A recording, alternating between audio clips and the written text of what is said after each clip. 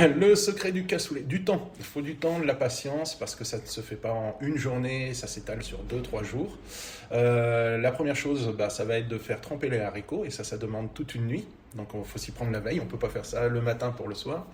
On laisse tremper les haricots. Alors à la base, dans l'histoire du cassoulet, c'était des fèves à l'origine. Maintenant, on est sur du haricot blanc, le lingot, plus généralement, celui qu'on trouve.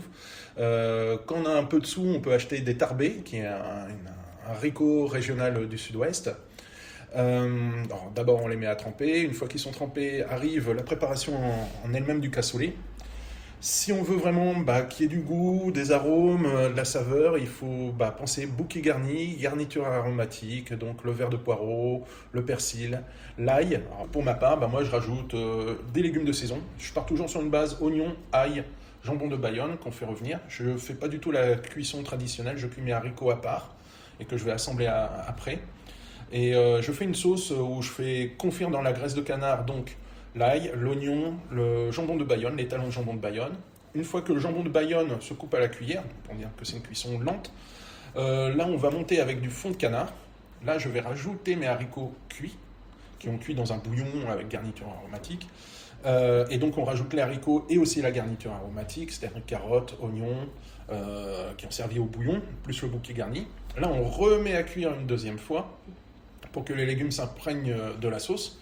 Et là, cette sauce, elle a un nom, je ne fais pas de publicité, ça s'appelle un saupiqué. La sauce du cassoulet, c'est ce qui a donné une grande marque. Donc, voilà, c'est des boîtes de conserve. C'est des boîtes de conserve à la base, et les premières boîtes qu'ils ont fait, saupiqué, c'était du cassoulet en boîte. Et en fait, ils n'ont pas inventé un nom de marque, ils ont utilisé le nom d'une recette. Voilà. Donc le saupiqué, c'est la sauce du cassoulet. Et par la suite, chaque région, chaque ville, comme je le disais, à Stafford, Carcassonne, etc., ont mis leur spécificité. Alors Toulouse, oui, la saucisse de Toulouse dans le cassoulet, donc ça on retrouve ça un petit peu partout. Mais à Stafford ou d'autres villes, on va rajouter du cou farci, dans d'autres, on va rajouter des gésiers de canard ou du cœur de canard. Et en fait, chaque ville fait un peu vraiment à sa sauce, sans jeu de mots. Et d'où notre décision de faire notre propre cassoulet, donc orienté plutôt sur Bayonne, vraiment le Gers. Donc du jambon de pays, Jouville, piment d'Espelette pour relever, pour remplacer le poivre. Et l'ail de Beaumont-de-Lomagne, on met beaucoup d'ail dans notre cassoulet. Et donc, votre astuce à vous, c'est quoi votre différence à vous? C'est notre spécificité sur notre cassoulet, c'est qu'on ne cuit pas les viandes avec les haricots. On sépare les deux cuissons et on va concentrer les goûts des viandes sur notre sauce, sur notre saupiqué, et pour qu'ensuite les haricots qui ont une mi-cuisson en fait finissent de cuire pour s'imprégner de la sauce par la suite. Du coup, les haricots sont plus fermes, partent pas en purée.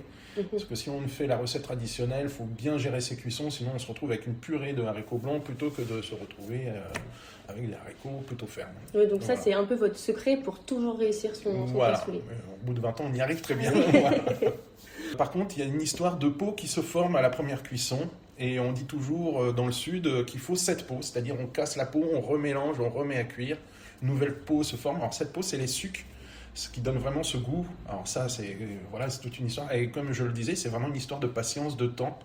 Il faut prendre le temps de le faire, faut le cuisiner. Si on veut qu'un cassoulet soit bon, il faut le faire soi-même. Et comment déguster son cassoulet? Comment bien le manger? Comment bien l'accompagner? Dans tous ces repas un peu gargantuesques, dans les erreurs à ne pas commettre, ceux qui disent « je ne vais pas manger ce midi pour manger plus ce soir », ça c'est une erreur physiologique. Vaut mieux manger normalement et l'appétit viendra.